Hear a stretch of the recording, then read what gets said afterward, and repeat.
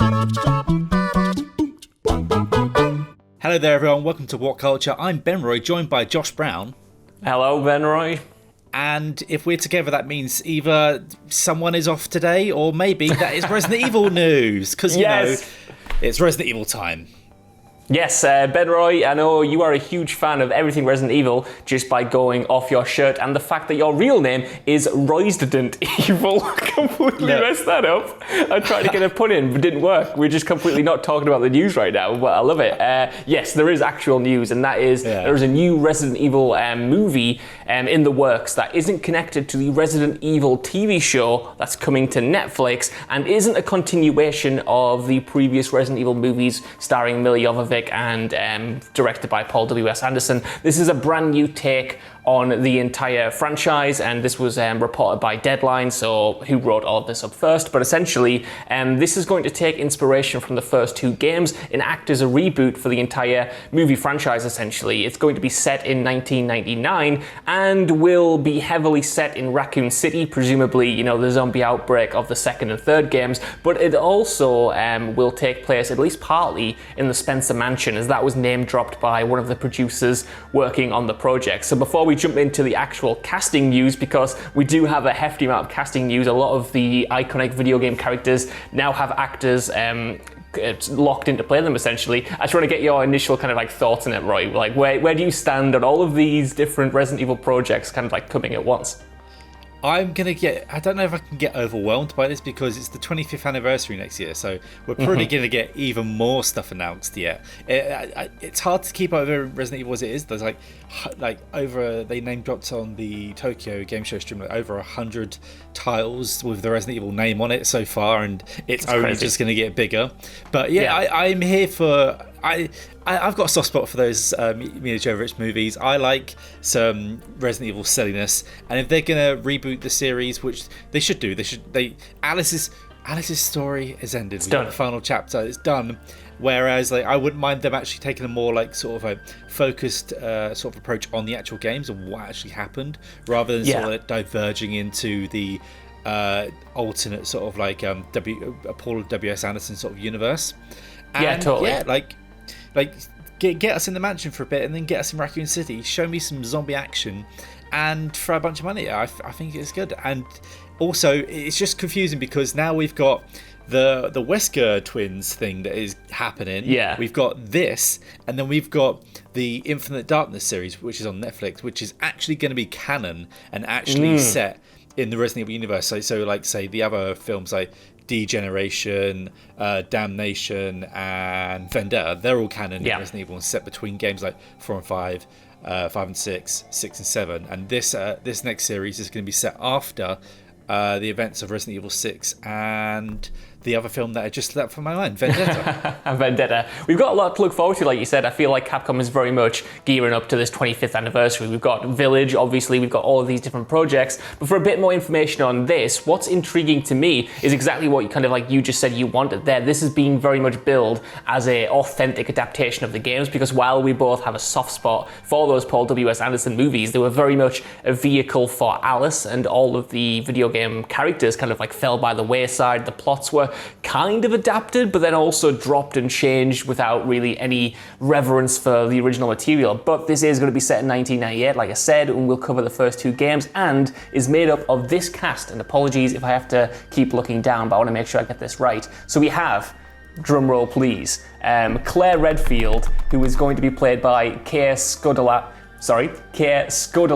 who you might remember from Skins, and was recently in the Zac Efron Ted Bundy movie, which is an interesting choice. We've got Hannah John-Jimen, who was Ghost in Ant-Man and the Wasp. I was going to just call it Ant-Man 2 because that's how I colloquially refer to it as. But yes, they are playing Jill Valentine, which is quite a good shout in my books. We've got Tom Hopper, who is currently in the Umbrella Academy as Albert Wesker. And we have Evan Jogia, who was recently in Zombieland Double Tap as Leon S. Kennedy. And finally, we have Neil Mcdonough, whose face, if it's up on screen right now, you'll probably recognize from a bunch of different stuff, including Band of Brothers and Captain America the First Avenger, who is being cast as William Birkin. So we have some pretty big casting news there. We've got pretty much every major Resident Evil protagonist playing some kind of role in this movie, which I guess is a kind of a fan's dream come true, to have Jill Valentine, Claire Redfield, Chris Redfield, Leon, all in one movie, and then Wesker presumably as an antagonist. Roy, do you have any opinions at all on the current crop of casting? Because they wouldn't be my first choices, but they're certainly choices. I'll give you that. What? Well, I will say first, where is Rebecca Chambers, and where is who knows? Not Billy. Billy, no one cares about Billy. He's just Barry. Rubbish. Barry, that was it. Where's Rebecca and Barry? I'm going to say Billy for the rest of the video now. The things I'm wondering if they're going to just delete them from existence, or they're going to be in as well. But yeah, this casting, it's weird. Like they've gone for a mixture of let's go for people that look almost exactly like the characters, and then people that are just divergent. So it feels like they're doing sort of like, kind of like what comics do, where they're just like, we're just going to have so many different timelines now. And I think, whereas some people might be like disappointed with, like, say, we haven't got people that exactly look like the actors.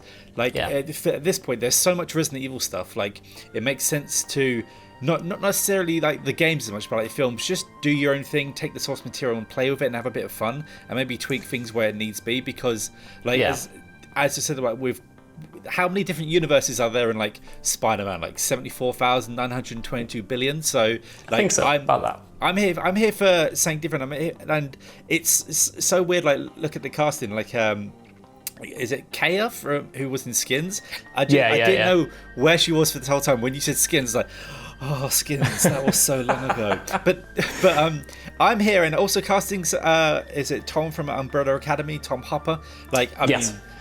Can I just say, lol, he was in Umbrella Academy and now he's Wesker. Ha ha ha. Very good. Ha ha ha. I'm here for it so far. Like, I'm not against any of these. Like, half of the people here I've not really watched anything, so I'm open to see where they go with this, how they approach it, and I wouldn't mind just seeing the events of like basically the first 3 games, like sort of portrayed out in live action and kind of done, I wouldn't say properly, but more faithful to what we've come accustomed to.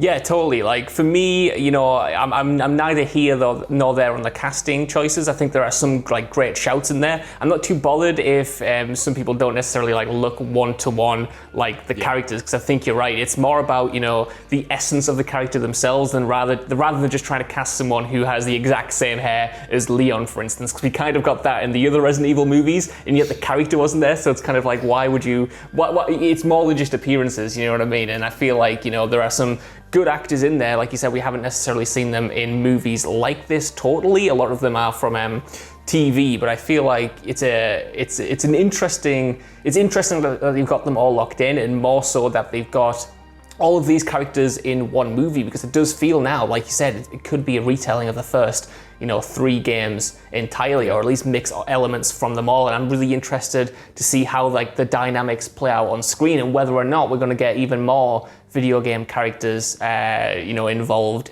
in the future. Like you said, maybe Barry, maybe Rebecca, maybe Ada Wong, stuff like that, who kind of show up and have a part to play. But I do also have a final bit of news, and that is the director, who is, and let me get this right as well, it is Johannes Roberts, who has recently directed 47 Meters Down and The Strangers Pray at Night, and also this really terrible movie called Storage 24 from a long time ago, which, we'll chalk that one up to a fluke. But he said about the movie, quote, "With this movie, I really wanted to go back to the original first 2 games and recreate the terrifying, visceral experience I had when I first played them, whilst at the same time telling a grounded human story about a small, dying American town that feels both relatable and relevant to today's audiences." So I at least, like, the director is a fan of the games, wants to replicate the kind of authenticity of them, and I think at this point that's the biggest selling point for me. Like, I'm here. I've had plenty of other adaptations. I've got this weird Netflix series to look forward to.